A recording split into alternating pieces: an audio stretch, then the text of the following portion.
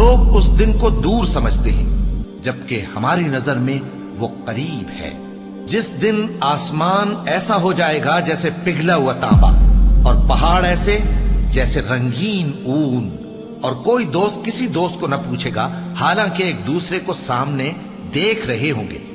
اس روز گناہگار چاہے گا کہ کسی طرح اس دن کے عذاب کے بدلے میں سب کچھ دے دے، یعنی اپنے بیٹے اور اپنی بیوی اور اپنے بھائی اور اپنا خاندان جس میں وہ رہتا تھا، اور جتنے آدمی زمین پر ہیں غرض سب کو دے ڈالے، پھر اپنے آپ کو عذاب سے چھڑا لے۔ لیکن ایسا ہرگز نہیں ہوگا۔ وہ بھڑکتی ہوئی آگ ہے، کھال ادھیڑ کر کلیجہ نکال لینے والی۔ وہ ان لوگوں کو اپنی طرف بلائے گی جنہوں نے دین حق سے اعراض کیا اور منہ پھیر لیا، اور مال جمع کیا پھر سینت سینت کر رکھا۔